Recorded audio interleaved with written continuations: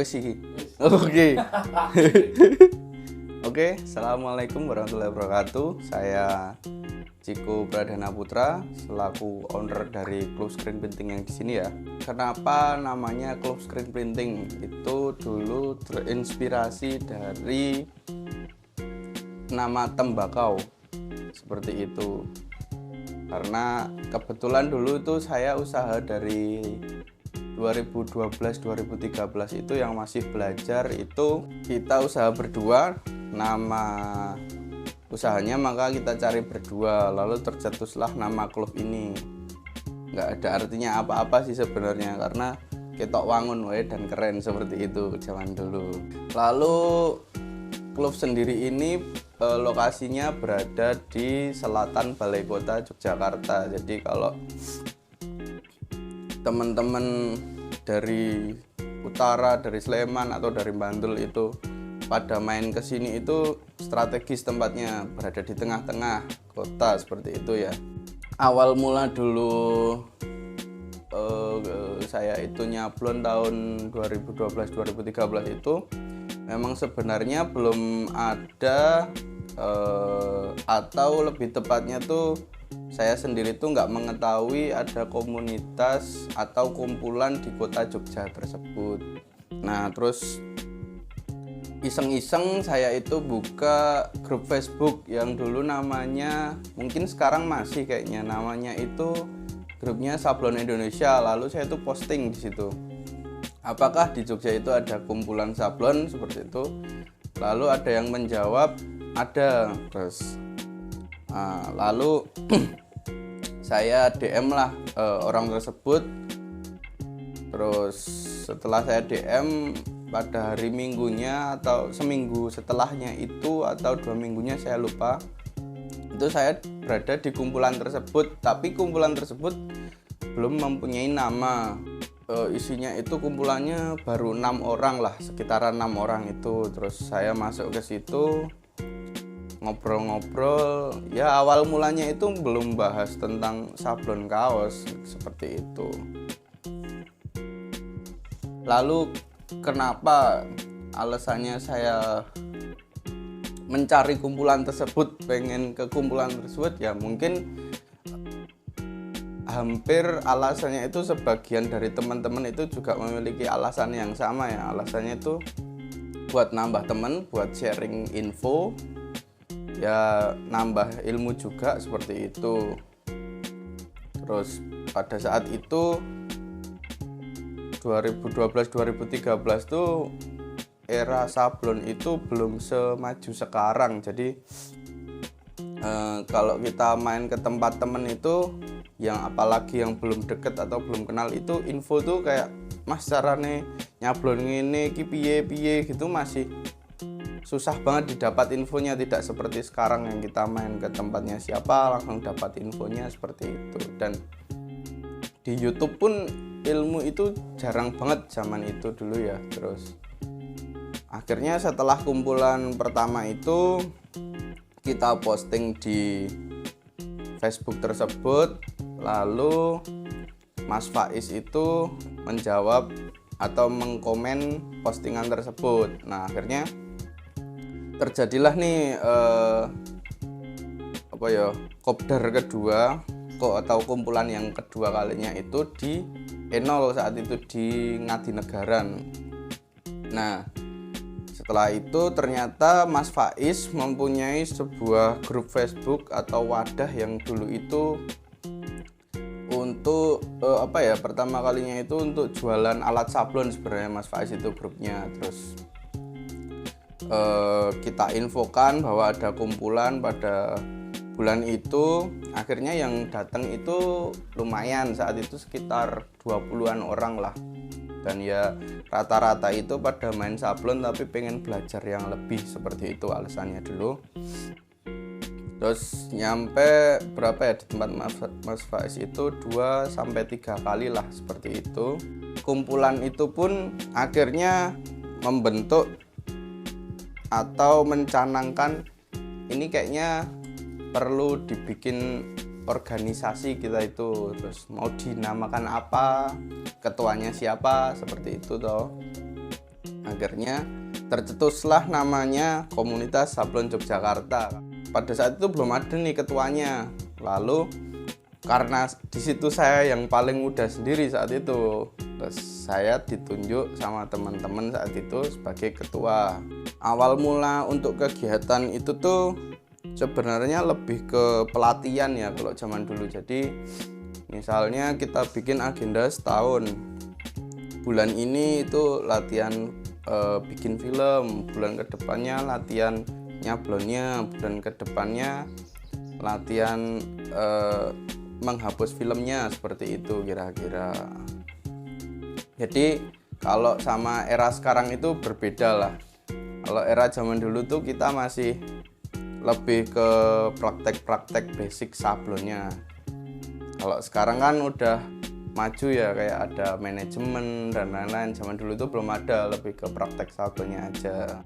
Kalau dilihat dari perkembangannya sekarang sama dulu itu tuh untuk membernya sendiri tuh jauh banget. Kalau zaman dulu itu masih sekitaran 20, 30 seperti itu, dan kita tuh belum ada kayak yang sekarang kartu anggota gitu tuh zaman dulu belum ada, karena masih basicnya semua cari ilmu. Tapi kalau yang sekarang yang membernya hampir mencapai 110-an lah ya, itu tuh ada kartu anggotanya, terus ada persyaratan kalau mau masuk gimana, seperti itulah. Jadi udah lebih maju guys yang sekarang. Zaman dulu itu juga kita belum mempunyai planning dari event-event kita. Jadi kayak event itu sebenarnya kalau zaman dulu itu ya, dari zaman 2014 sampai dengan saya itu 2018, event itu masih sekedar teman-teman mitra kita yang jualan cat, yang jualan kain seperti itu mengajak kerjasama kita untuk membuat event. Tapi kalau yang zaman sekarang ini kan udah maju ya, teman-teman tuh udah pada pinter-pinter, itu tuh kita bikin acara gathering sendiri seperti itu. Seperti yang tahun 2022 kemarin udah terlaksana itu, event gede kita tuh pertama namanya Kenduri Sablon Yogyakarta, yang pertama yang di Menua Coffee itu terbilangnya sih sukses gede ya, karena landasannya itu kita baru buat acara event pertama kali seperti itu dengan waktu yang sangat minim sekali. Hasilnya juga walaupun tidak terlalu banyak, tapi menurut kita itu udah oke banget itu hasilnya, seperti itu. Untuk yang kemarin di event Kenduri yang pertama itu hampir sebagian besar itu yang datang itu dari teman-teman sablon-sablon di luar Jogja sendiri, itu hampir banyak lah, dari Sumatera, dari Bali, Lombok gitu banyak lah yang datang, Kalimantan gitu juga ada. Nah untuk event kebetulan yang tahun ini tepatnya itu di bulan Juni, kita tuh mau bikin event di Jogja Expo Center. Itu event Kenduri Sablon Jogja yang kedua. Untuk tema kali ini itu bukan tema sih, lebih ke sasarannya. Itu tuh kita ngembangin dari yang pertama. Kalau dari yang pertama itu kemarin kita cuman dari teman-teman sablon, untuk yang kedua sekarang kita coba lebih menambahkan segmennya, ada segmen umumnya. Segmen umumnya dalam artian dari teman-teman sekolah, teman-teman kampus, kayak gitu tuh bisa kita akomodir untuk mengedukasi mereka juga, karena tema yang kita angkat sekarang itu ada growth, learning, and scale up. Kita tuh juga growth-nya itu kita tuh berkembang. Jadi acara-acara sablon yang kebanyakan sekarang itu kan cuman semacam gathering dan untuk teman-teman internal sablon sendiri. Nah yang tema sekarang ini mau kita bikin ada umumnya nih, seperti itu. teman-teman sablon juga bisa datang, teman-teman umum juga bisa datang. Nah itu kita bikin ada bandnya, biar teman-teman itu yang datang itu nggak cuman untuk melihat sablon, terus melihat kain, cat dan segalanya, tapi juga ada sisi hiburannya juga seperti itu. Terus kita juga ada game zone juga untuk anak-anak, jadi nggak melulu sablon ini cuman buat bapak-bapaknya, buat owner-owner, tapi bisa, harapan kita tuh bisa untuk semua orang bisa datang ke acara kita. Kalau untuk tepatnya ya itu acaranya itu tanggal 8 sampai 9 Juni 2024 ya, berarti sekarang itu di Jogja Expo Center. Untuk pengisinya nanti kan acara tersebut akan ada band-bandan, akan ada talk show dan seminar. Itu talk show dan seminarnya kira-kira itu ada pembicara dari nasional. Ya harapannya nanti teman-teman yang pada masih belajar ini atau masih berkembang ini tadi itu tuh bisa mendapatkan ilmu dari acara event Kenduri besok ini. Jadi kita tuh buat ajang silaturahmi iya, buat ajang belajar juga iya, seperti itulah. Jadi banyak manfaatnya harapannya buat semua pihak. Lalu kembali lagi ke KSJ. Kalau di KSJ itu harapannya sih ya dari teman-teman member sendiri itu bisa lebih solid dan bisa lebih guyup lah. Jadi kalau KSJ zaman dulu itu kan belum ada yang namanya core wheel, lalu yang sekarang itu kan udah terbagi menjadi beberapa core wheel. Nah itu harapannya tuh sekarang bisa support system lah, saling support antara core wheel dan KSJ pusatnya itu bisa saling support sehingga kita tuh punya bargaining power dan kita tuh punya sesuatu yang bisa kita tonjolkan lah, bisa maju bersama seperti itu.